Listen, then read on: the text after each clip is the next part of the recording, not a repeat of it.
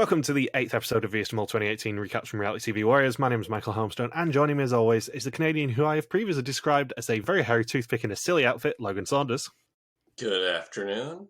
And also joining us is our good friend, the guy who has had the wet dream that Ruben was worried about, David Bindley.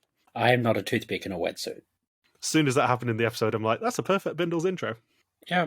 We had the big top last time, and now we're just going for wet dreams about Jan. You'd think I would have prepared for this, but no. Who prepares for things? God. Yeah, exactly. Who records all of these really early in the year so he doesn't have to do anything? Definitely not me. So previously, the Final 5 continued on to Day 12. They had to complete challenges under Olcay's watchful eye before heading to do community service in Kutaisi. On a train ride to Semi, deliveries were made, but the only actual thing delivered was a €500 penalty for the pot and a red screen for Stina. And they are in Borjomi. Art says that Stina went home with her head held high. She went home convinced she knows who the mole is. Everyone's on the same person. Is that the right person, though? The final four are proud they made it this far, but under pressure, only one of them will leave before the finale, which would be a nightmare scenario. And the episode title is Like-Minded. For once, Ruben does not start off being the narrator in this episode. Instead, we get Simona. Borjomi is famous for its healing mineral water, and they are on Day 14. She says it's strange to have been around the same strangers for 2 weeks now. They toast to Stina, but obviously Olcay gets one more dig in, that it was ideal that she'd left as she outlived her usefulness. And she knew who Stina suspected. She had all of her information, so now Olcay has the opportunity to get to know Jan a bit better. He is her ideal opponent in the finale. Jan says Olcay isn't the mole, and neither is Simona. The mole is a man, and that man is Ruben Hine. Ruben says that Jan could be a good mole and use his fanatics as a facade, and the same thing goes for Olcay. And Simona says Olcay just doesn't do her job in some assignments. She's secretly chatting with Jan and also with Ruben. This is basically just setting up the fact that Simona's getting iced out and then iced out of the game. There's not a lot more to this than the fact that Simona's getting fucked in this episode. The most interesting thing about this is basically Olcay being, well, it's sad Stina's gone, but she was a bit pointless, wasn't she? And, looking at the rest of the cast, yeah, she was. We had a lot of fun last episode with the fact that Olcay could not resist giving Stina a dig on the way out. Because Olcay's goodbye message isn't, oh, my best friend in the game, when it was, yeah, I really liked Stina, we got on, we were complete opposites, but God, I had to give her a My Fair Lady treatment. She was frumpy. It's basically the episode that cements Olcay's legacy in the mole, I think, of just being really fun, but you just wouldn't want her to roast you. She would be genuinely terrifying to be on the other side of, I think. I can only imagine what Olcay would have said if she knew about the whole meditation thing too. And how many different towns are there in Georgia? Because on a map it seems like such a small country, but yet this feels like the 10th town in Georgia that they've been to. And yet they do far more travelling than they did with China. China, they used 2 cities in 10 episodes. They've used, as you said, about 10 different towns in Georgia in the first 7 or 8 episodes. Well, you don't have to go too far to visit a new town. You don't, but also they really didn't do China justice, especially as they weren't filming in pandemic conditions. They really didn't do China any justice in terms of travel, or challenges, or casting. So, they head to Vardzia for the first assignment. Art says that the monastery there was started in 1185 AD. It wasn't revealed until an earthquake struck in the 13th century. And it's the perfect place for a polyphonic show, and he even gets Ruben's confirmation that Georgia is famous for their choirs. They have to match the choirs singing the same song out of 7, and each correct match is worth €250, and they've got 20 minutes to match them. I thought for a second there one of the choirs was singing Ancient Voices. Well, Survivor is back now, almost. Probably wouldn't be too far off, because I'm pretty sure the chanting that's in Ancient Voices is, if not Georgian specifically, and probably somewhere else in the Soviet Union. I think it's one of those languages. I thought it was Russian. Can't remember off the top of my head. It's not Russian. Ukrainian, maybe? So what would have happened in the first episode? It's actually based on a Russian folk song. I have just Googled it. Oh, I was right. You were, for once, you were right. How would you guys have done with this challenge, do you think? I would have been really, really terrible at it. It's one of those challenges you get on Mole every so often that sort of feels like it's on the wrong show. It feels more like an Amazing Race challenge a little bit. And I'm not sure why that is, but I think China Rush was the one that sort of did basically this challenge, except with like 2 songs. But I feel like there's not enough here for the mole to sabotage somehow. Yeah, it's a bit too difficult for the mole to sabotage. We've sort of gone the other way. In that I complain a lot about challenges where it's far too easy for the mole to sabotage. See the train challenge at the end of the last episode. It's far too easy for the mole to just do one action and screw everything up for everyone. This one goes the other way where it's really difficult for the mole to do anything. Yeah, the only thing the mole could really do is make sure that they're not all in a group of 4 together, because if they're in pairs, then they can screw up the numbers and say, oh no, we thought it was this one, this one, this one. Especially if you have, say, Stine in your group, then you can say, no, Stine, it was number 1, it was 3 and 4, not 1, 5, and 4. What are you thinking? And then the group can always contrast each other as long as they're not going to each station together. But then in the second half of the challenge, all 4 people are traveling together to each choir, and then it's like, well, then it becomes a lot easier to confer as a group as to which singers are different, and then you're kind of screwed. I think the only thing the mole can actually do is sow a little bit of discord in this one. There's not a lot more they can really do, especially in such a public challenge, for want of a better term. Given that there's 3 challenges per episode, it's not the worst thing in the world that 1 out of 3 challenges each round gives the players a fighting chance to add money into the pot. Yeah, it's something that we don't tend to have in more modern Vidum seasons anymore. They tend to work on the assumption that you should always have the mole be able to screw everything up, no matter what, have €0 in the pot.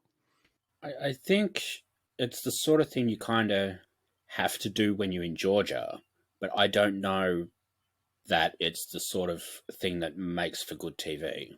Yeah, it's the sort of challenge they couldn't do anywhere else other than Georgia. That's the key thing. It's more of a cultural challenge than an actually difficult challenge for the contestants to win anything on. Actually, I think this might be the least amount of notes I've written down for any of the challenges all season. Well, it doesn't help that it's a visual challenge as well. So, yeah, we get a lot of confessionals about how beautiful a sound it was. Then Olche and Jan reach the second choir, which is children, and Olche, being Olche, says that they weren't singing that well, but they were doing their best. I wrote this down as well. Because Olche's an expert in Georgian choir. Yeah. I just love that Olche cannot even help herself but to bitch about children singing at her. I wrote down as well that like she's bitching that they sucked, and then you know 3 minutes later, Ruben, the professional musician, comes through and he's like, "Oh, they were just shy," and I'm like, "No, I'm with Olche. They sucked." Imagine just Olche politely requests to replace one of the singers in the choir, and then she joins the choir herself. It's like, oh, okay, you tried your best. That's okay. I'll fill in for you. You can go home now. Well, you can imagine on an early 2000s season of The Mole that they probably would have said, pick one person to sing, and then that person has to join a choir and be passable and do a Shosholoza rip-off. I'm surprised that Stine wasn't in any of the choirs. That would be the perfect thing for her after being executed. It's like, okay, Stine suddenly has really become fond of Georgian choir singing. She was just in really shitty old age makeup. And then she went and joined a Greek track team. Yeah, Stine, I think in an unaired scene, they were able to double their money if they could carry the tune better than somebody named Enitz, who is supposed to be 100 years old. And it was just Stina in a felt goatee. It's just her evil twin. So yeah, Ruben says they were a bit shy because of the crazy Dutch people watching them, and Jan starts singing along to help him remember the songs in future. And they settle on 1 and 4, and 3 and 7 are matching. Jan and Olche change their opinion on what the other match is, because one of the songs doesn't have a match. Art meets them and is proud of his musical buns, asking whether they're in harmony, or whether someone's singing from a different sheet. They get all 3 matches and the right one on its own, so earn the €1,000 for the challenge. And that's it. So Simona says that the finale's in sight and she needs to know the answers to the personal questions on the quiz. She implies to Ruben that she suspects him and tries probing him for answers. And she says she wants 2 women and a man in the final, and she knows his birthday, that he plays piano and he has 2 children, but not a lot else. Yeah, she asks him a lot of questions. This isn't the only scene. Like, they get pretty in depth with how much information they show about Ruben and Simona. Well, they got nothing else in this episode. Yeah, you really did pick a bad episode to join us for, didn't you? You should have picked last on. Yeah, you've got 2 crap challenges and the best challenge of the season. But you picked it because you wanted to do the next challenge. So let's do the next challenge. Yes. So for the second challenge, they are taken to the river. Olche gets excited because she wants a water challenge. Well, you're going to get a water challenge, just not the one you're expecting. And they are told to sit in individual cars by the riverbank. Each car has an envelope listing a bonus track. An art comes over the radio and welcomes them to the iconic karaoke. Each car has 10 songs, which they have to lip sync to each other for €50 per track. The bonus track is worth €100, and they've got 10 minutes to earn as much money as they can. And for an extra bit of fun, the firemen nearby turn on their hoses. I think I've seen this movie. Doesn't Logan have this in his collection? I like how with Belgian Mole and Dutch Mole that they always try to outdo each other with karaoke challenges. Because the most recent Dutch Mole season had the headphones karaoke, and then Belgian Mole, of course, had the Vietnamese massage karaoke, and then of course this season of Belgian Mole has or I guess by the time this gets released, it'll be the past season, but the German season of Belgian Mole had the actual carpool of water karaoke, so.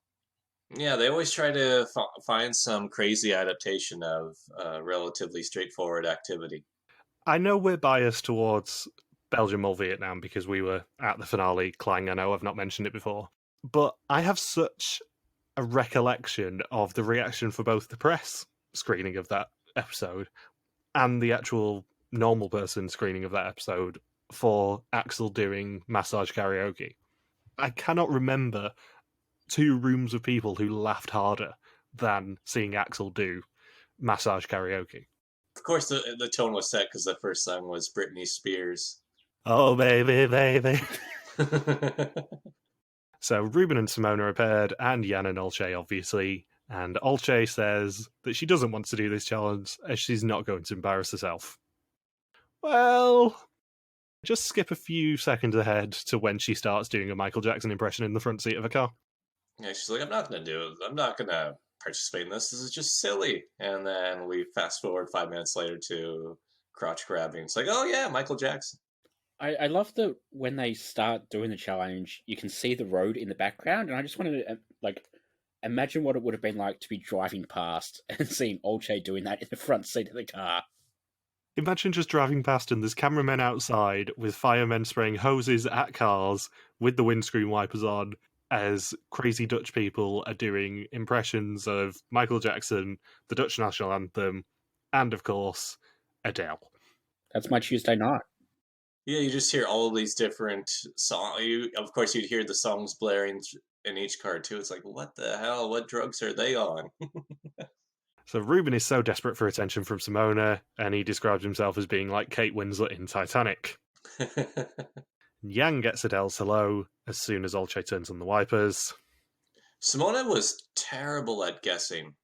Her miming wasn't the greatest, and she was really enthusiastic with miming, but it was like terrible miming. I can understand why Ruben couldn't tell the difference between fight and run, because like when Simona was pretending to punch, it looked like she was trying to run really fast. I sent a GIF of that clip, Simone doing Fight for Your Right to Party, to someone to try and explain the challenge, and somehow they got it straight away, and I have no idea how. I wouldn't have gotten it right away. Well, thanks to the test at the end of this episode, we know how many roughly each person got of their 10 songs. So I'm assuming Simona identified none, because she was the only one we saw identify none. I think Ruben identified 3, Olche 4, and Jan 5. Although I'm not confident on Olche and Jan's. One of them got 4, one of them got 5. That makes sense because we know for sure Ruben would have been 3, because I think it's 3 is all we saw guessed correctly. So Simona is very enthusiastic, despite her reputation of being a serious newswoman. Olche and Jan are very in sync, and they get song after song. And did they get In Sync as a song? I don't think they did. But the irony is, of course, that we're going to be saying bye bye bye to Simona at the end of this episode. They did do like a really good job picking the songs for like the circumstances they were in. Like I don't think in any of the other karaoke challenges we've had, I don't think they would have had Paradise by the Dashboard Light. No, but that's also a rock hard song to try and guess in mime form. That's true. We have to settle for carpool karaoke with 99's Luftballon.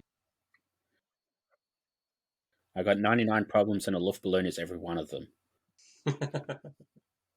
What was funny with what was I going to say with Simona? Oh yeah, that she tries to do the Paradise by the Dashboard Light, but yet quickly skips over Ed Sheeran's Shape of You, which, I'm not mistaken, at that time would have been the most popular song on the entire planet, and I think it's hovering around 6 billion views on YouTube. She's like, nah, I can't do Shape of You. Let's skip. I can't mime that. Probably about 2 months before they filmed this, Ed Sheeran's 16-track album was 16 of the top 20 songs in the Irish music chart.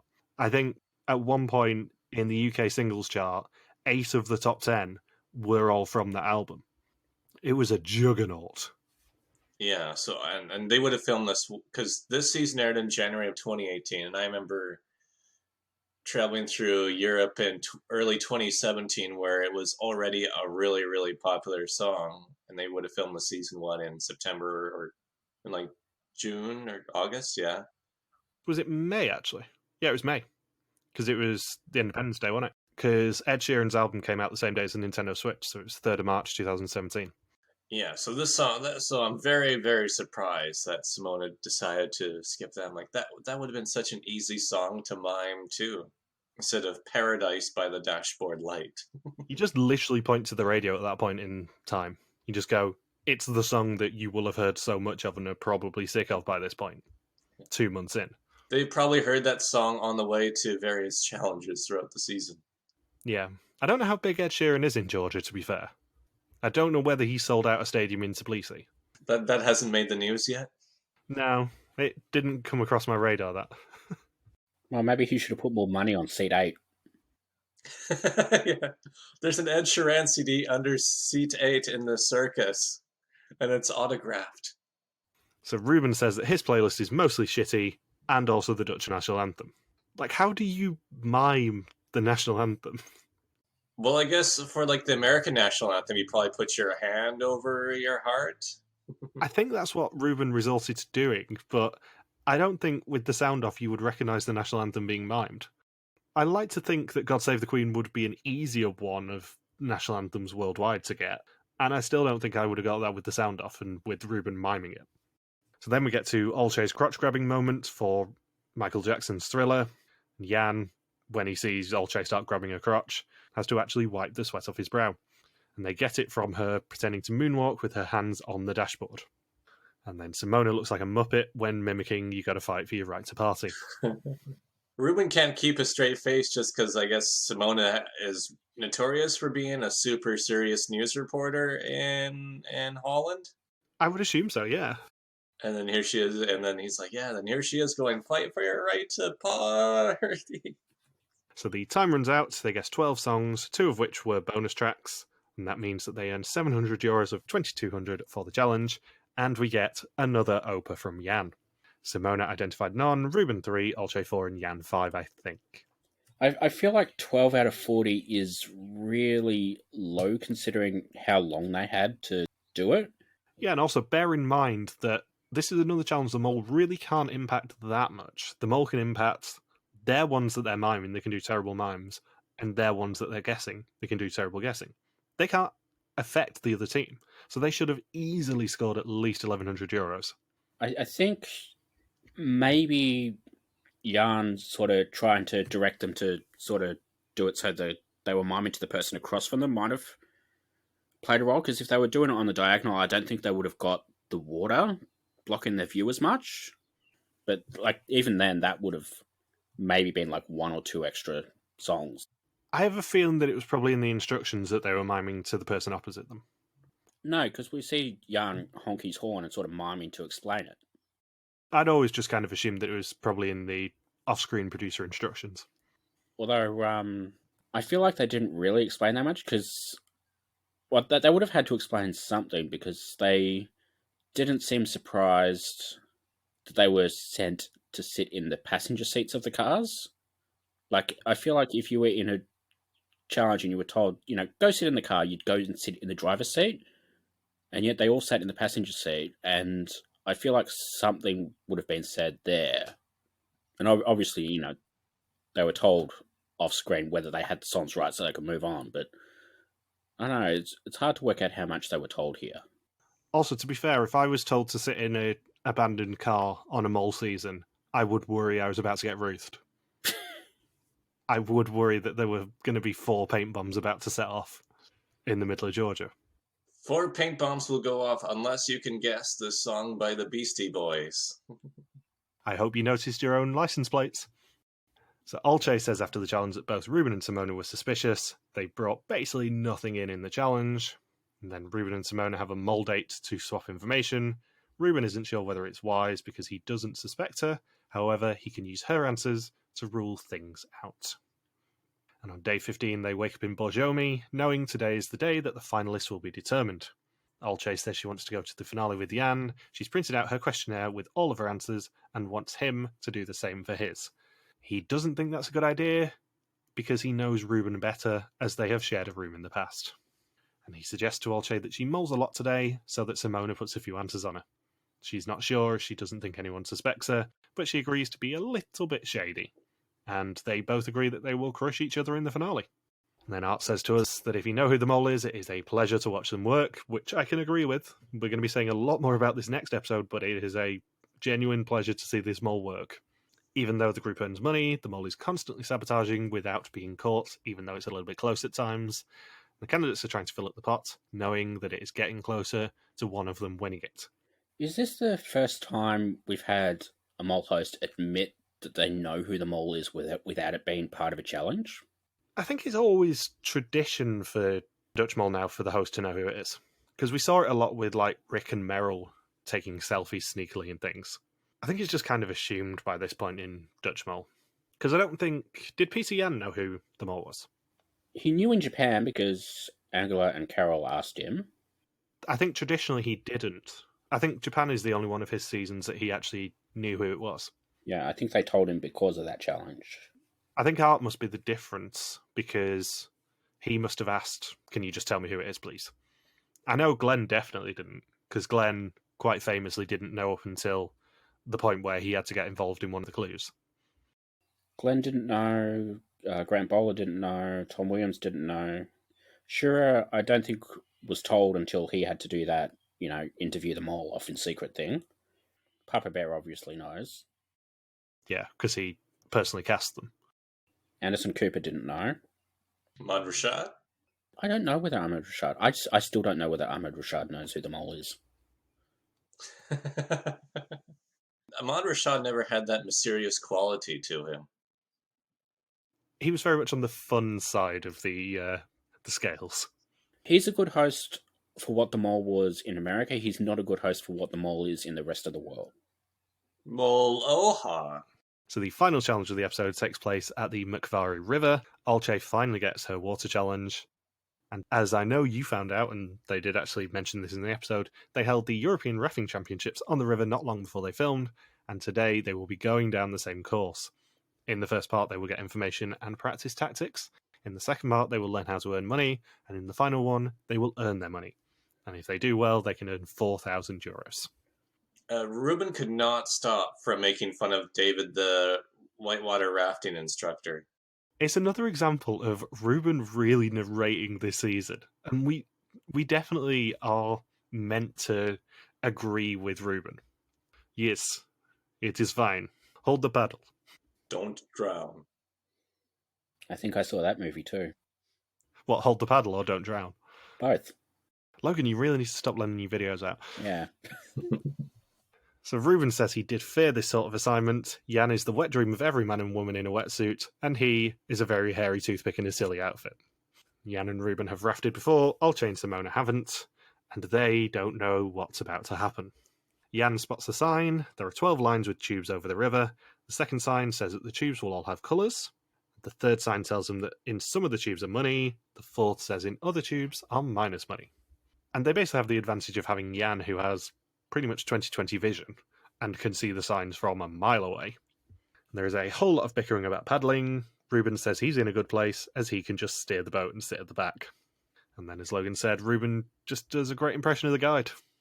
He just has a lot of fun with it. I don't even know what nationality the guide actually is. I don't think he's Georgian. I don't know, because I know Bindle's spotted this, but all of the flags that they do end up seeing are countries that took part in the International Rafting Championships in that year. They didn't want to throw in like the Rwanda flag or the Chad flag or Nepal or Bhutan in there. I looked it up because I was trying to work out what the flags were. And, because I thought, maybe it's a big event or whatever. The Netherlands didn't even compete. Basically, the entire western half of Europe did not bother to show up. Apart from us. Yeah. UK turned up, Italy turned up, Denmark turned up, and then it's all like Eastern Europe and Croatia. Well, to be fair, as with a lot of things, we do have fairly good rafting facilities, at least for the London Olympics. It's not one of the sports that we really focused on to annoy the rest of the world, like cycling. You just have to turn up and you annoy the rest of the world. Oh, I know, but it's really funny seeing the French headlines every time someone British wins the Tour de France. I mean, that's why David, the rafting instructor, was just so miserable. Why, one of the camera people was British.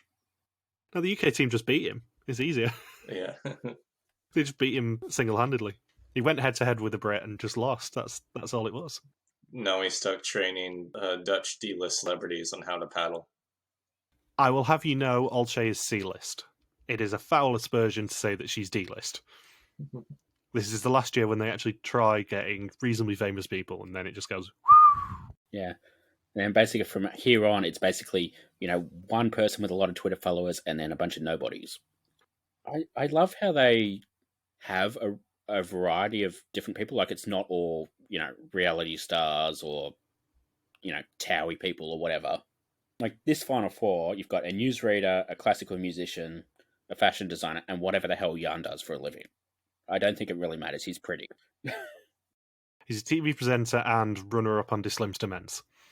In the same year that Art won, and I think Diedrich was in the finals in that year as well. Yeah. You'll learn about Diedrich soon, Logan. He's in Oregon. So the fifth sign says that the money is doubled if the right person takes the tube. In the second section, they will see a name, a flag, and a colour on a sign. The first one is Ruben, Croatia, and yellow. Jan seems to be making Opa his thing, because he says it again here. And then Simona gets the Georgian flag and blue. Ruben is so tall he has to duck from a tree. And Jan gets told off by Ruben for repeating colours. He says he's so stupid, he needs to keep reminding himself. And in the third section, they see the lines and the flags are all of countries that took part in the championships. Simona grabs the first tube before Jan dives for the tube on the UK flag, and he describes himself as a failed Superman, but it is a bit more David Hasselhoff in Baywatch. You gotta love Ruben's narrating. The better bit of this is the fact that Jan looks genuinely fearful that he can't get back in the boat, and David pulls him in with one hand. And how they're like, just grab onto the paddle, man. you just gotta put. But Jan was like the Augustus Gloop from Willy Wonka trying to like grab onto a lollipop to get himself out of the chocolate river. It just wasn't happening. So Ruben misses his yellow Croatia tube. Olche takes two from the Russia one because they are tangled. They just miss the Czechia one. Then Ruben misses his Romania one. And Jan grabs his final one just before they reach the end of the course. When they reach dry land, they find €250, minus 50, 250, minus 50, and minus 50. The two positive notes were both taken by the correct person, which means they earn €850 of 4,000 for the challenge, 2,050 out of 7,200 for the episode, and 14,250 of 54,580 for the season so far. And then Ruben struggles to work out where the extra minus money came from. And Art struggles with his own lines because at the end of the challenge, they're like, oh, wait. Art didn't say prepare for test and execution. And they're like, oh, yeah, he just said see you later. I guess we're all in it for another day. And then he just has to casually stroll back over and he's like, oh, yeah, and prepare for test and execution. I have mentioned this already this season, and I know we're going to talk about this a lot more next week with what actually changed after this season, but You would never see Rick do that.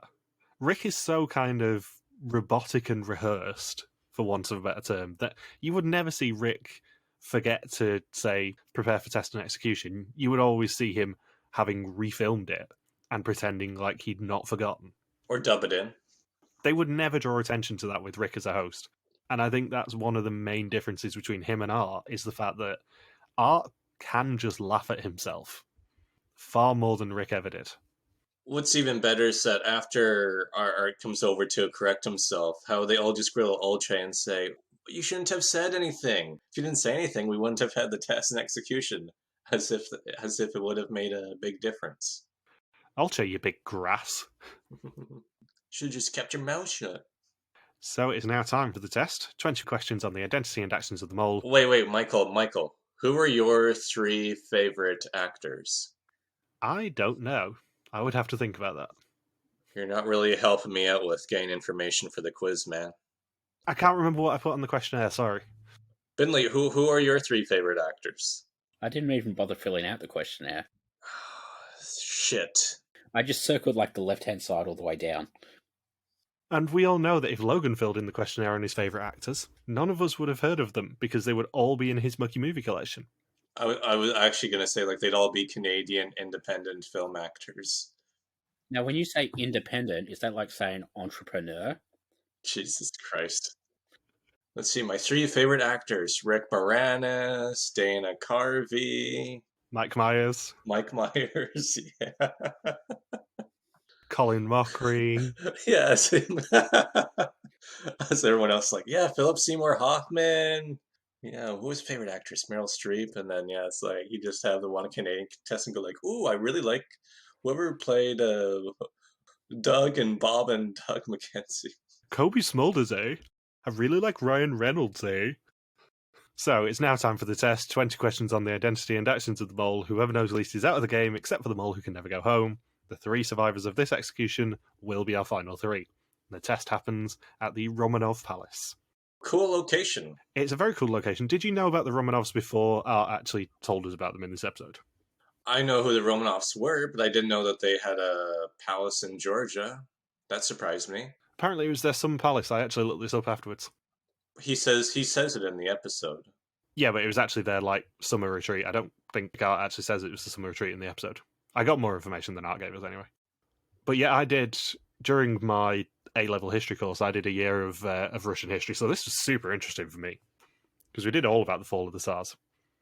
And my favourite bit of the entire test scene is the fact that the first thing we see of Ruben is the fact that he's just chewing grass, like he's a cow.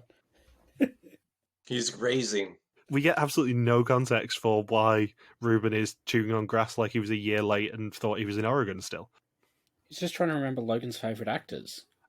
Apparently he was doing it for the last quiz in a different spot, but for this episode they had to let that other field follow. They put him out to pasture. So Olche says she really wants to make the finale, but she's grateful of the experience and she's going 100% on Ruben.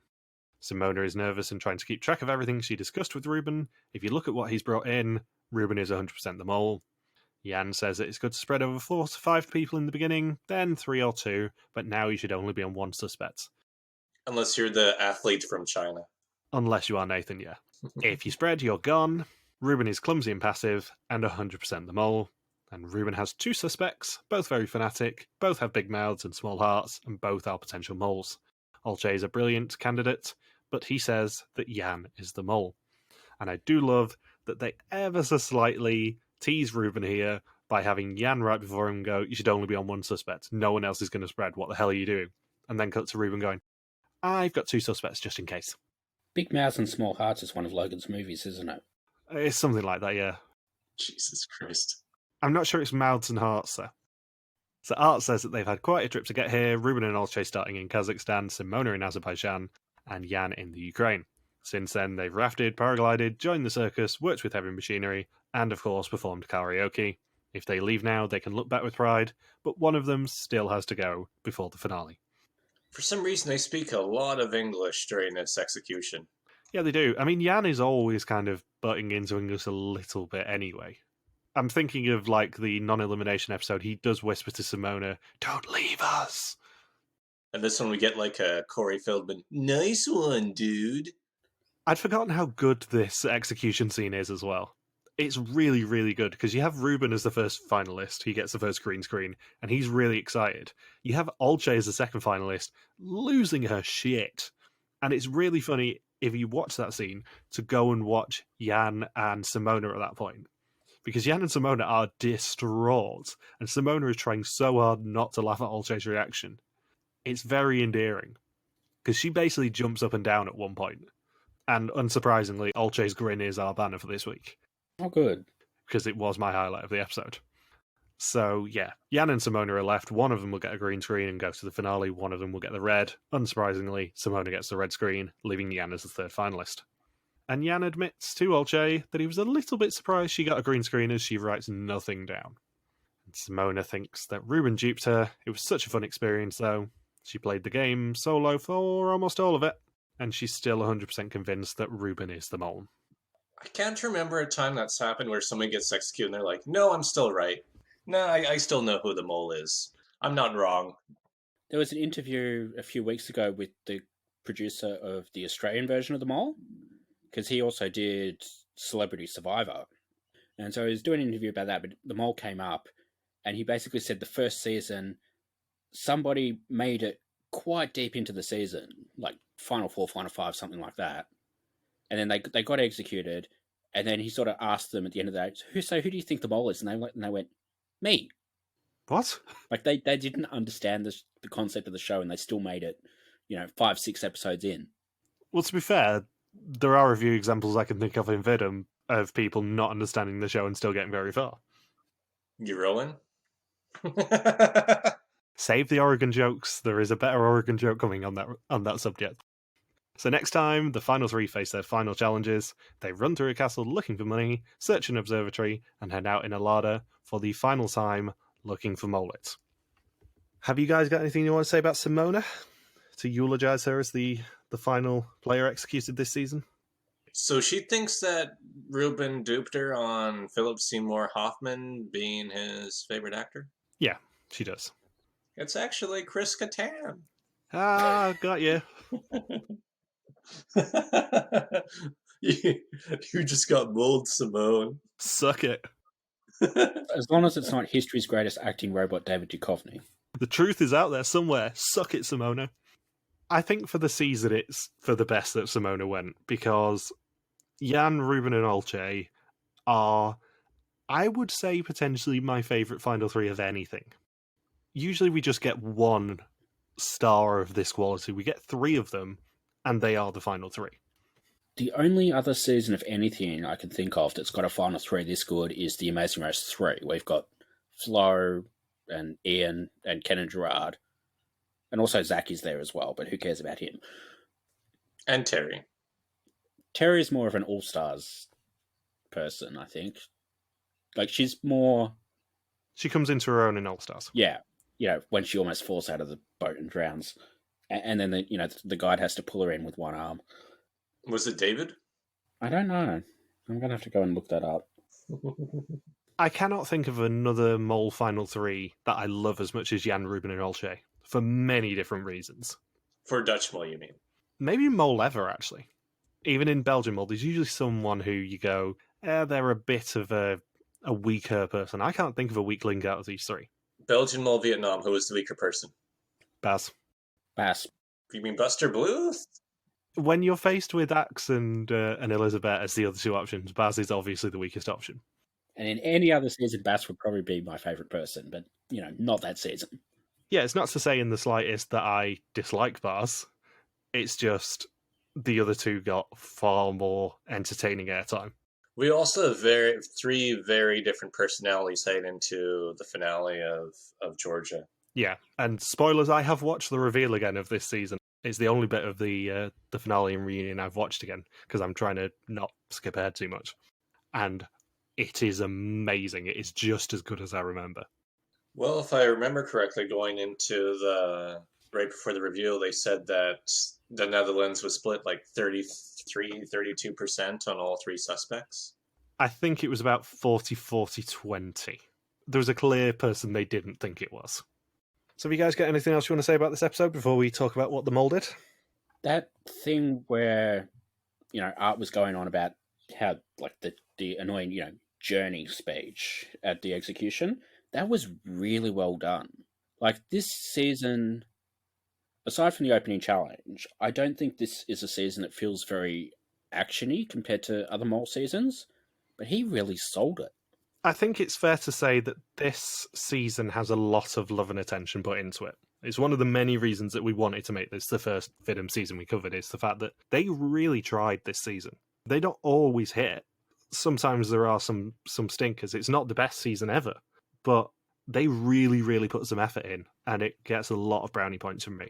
I remember the Sri Lanka season, I think we later worked out, was moved at with like 2 or 3 weeks to go before they filmed. Because I think they were going to film that one in Russia or somewhere, and then that was the year that the plane got shot down over Ukraine. I think the annexing of Crimea was around that time as well. Yeah, and there were a lot of Dutch people on that plane, so I think they sort of moved it to, avoid all of that stuff.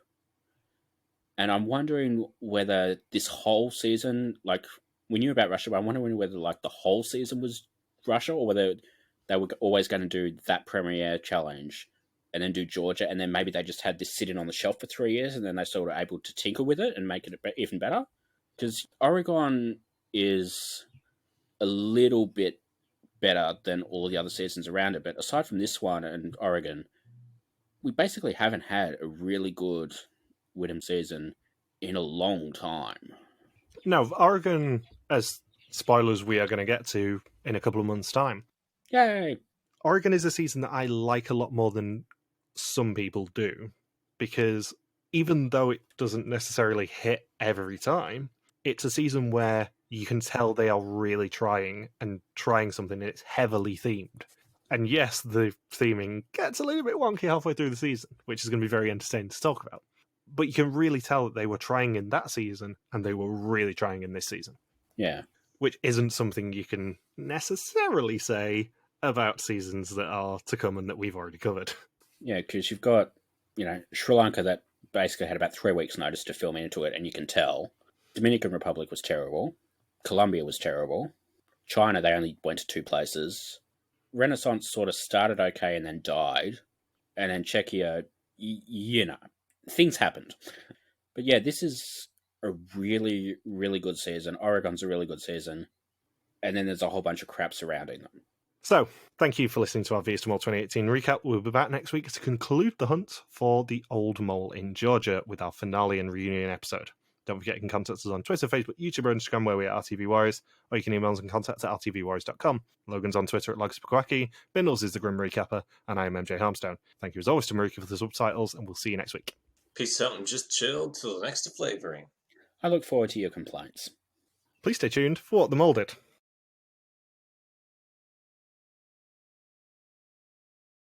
So what did the mole do?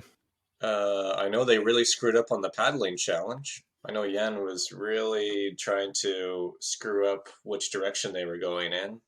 I seem to remember that Jan was always going to dive out of the boat because it was wasting time and skipping flags and stuff. Yeah, because after he gets into the boat, they do not get to the next one, right? They have to skip the next one? No. They skip about 3 as a result of Jan jumping into the water. There's a reasonably strict time limit on the choir challenge, and Jan also wastes time there clapping for the choirs. I'm like, no, move on, go listen to the next one, stop clapping. I think that was one of Jan's prime strategies throughout the season, was just finding ways to distract the group and waste time at each task. Not necessarily present incorrect information, but a basic tactic of his was be like, what's a way to waste a couple minutes here and there? And most of the time it would work out, and sometimes it didn't matter. But it adds up. You got to try. Yeah, I did notice a hidden clue in this episode that I don't think they cover in the reunion. Was it the extra songs? No. At the start of the episode, when they driving to the choir challenge and leaving the hotel, we'll get a nice big close-up of the number plate on the car, which is WI001DM, so basically Widom 001. And the first person into the car is the mole. Ah, that's interesting. Yeah. Because the theory I saw was that in the karaoke challenge, all of the bonus songs were sung by artists whose surnames begin with J. Oh. I don't know whether that actually was a hint. I don't think it was covered in the reunion. That's an interesting one. What were the bonus songs? There was... Piano Man was one of them. Yeah. Thriller was one of them, I think. Yep. I think we did find out, thanks to the website, what the other two were, and they both were artists beginning with J. But I don't think we saw them in the episode. One of them, Jan said, but I can't remember the name of it. Because, like, he said that before they explained the challenge, and he just looked completely disinterested, like, yeah, bonus song, whatever, moving on. And another classic Jan tactic, which he does twice in this episode, is constantly repeating information. So he does it with the choir. He sings the songs over and over again to try and distract Olcay. And then he repeats the flags and colours to distract people, and Ruben even calls him out on it. He's like, stop it, you've been a pain in the arse. Well, even when the confessionals, Ruben says Jan was mulling a lot in the paddling challenge. And the other thing that isn't necessarily a sabotage that I do have to bring up is he does say that he's going to crush Olcay in the finale, which is true. He'll crush her hopes and dreams, because her reaction is amazing. So is his suit. Oh, his suit is impeccable. That's like the one thing. That's the only thing I remember about the finale is that that when it aired at the time, everyone was talking about his suit. I have mentioned in this podcast a lot that I love Jan's fashion sense. I love Jan's finale suit so much. It's maybe my favourite finale outfit ever. And I don't think I could pull it off. I don't think you're his type to pull it off. So my suspicions at the time were, in order, Jan, Ruben and Olcay, which is pretty much how it lines up with the Netherlands next week. And the Bothers Bar suspicions at the time were Jan, Olcay and then Ruben. Have you guys got anything else you want to say about what Jan did? No, I would like to add that Simona's list was just Ruben, Ruben, Ruben. I think that was her suspicion list. So, thanks guys, we will see you next week. Aight. See you next week. Wait, why am I saying see you next week? I'm not going to be here. Yeah, you're irrelevant now.